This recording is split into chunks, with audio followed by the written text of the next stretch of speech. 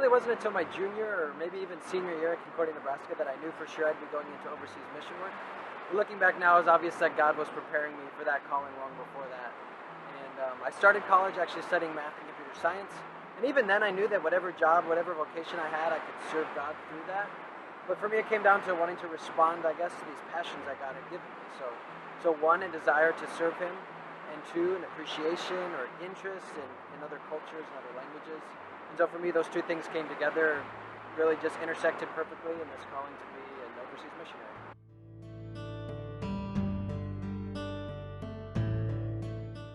I'm currently in my third year serving in Costa Rica. I'm involved primarily in high school ministry. There's a lot of variety in what I do in terms of life and ministry, so a day in a life can look like a lot of different things. But in general for me, a day might include preparing or giving an English class, preparing a message or some music for a worship night, helping students with homework or doing some tutoring, or preparing other resources for them, devotional or schoolwork resources. But a lot of what I do I would label more informal ministry. So that's just sharing in time with people and conversation for the sake of building relationships with them. So for me, that's a lot of fun. It might look like playing soccer or volleyball on the beach, helping neighbors with a project, or just hanging out and spending unhurried time with people.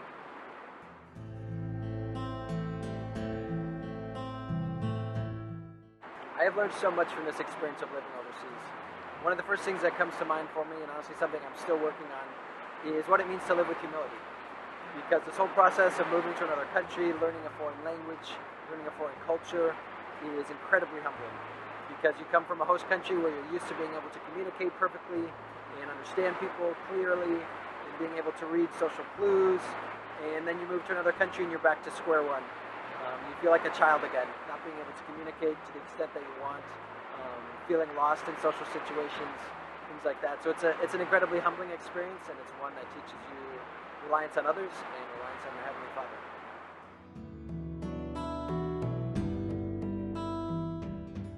What I love about Mission of Christ Network is that it's an organization run by people who all have experience living overseas, so they really understand the joys and the challenges that come with what it means to be a missionary.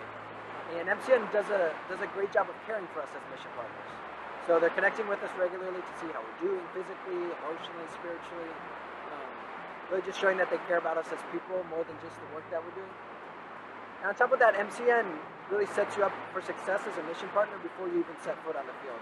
So they're working to connect with and identify healthy mission partner organizations, but then also giving us the training that we need, and everything from ESL to cross-cultural conflict to the theological basis for what it means in the role that we play in God's mission.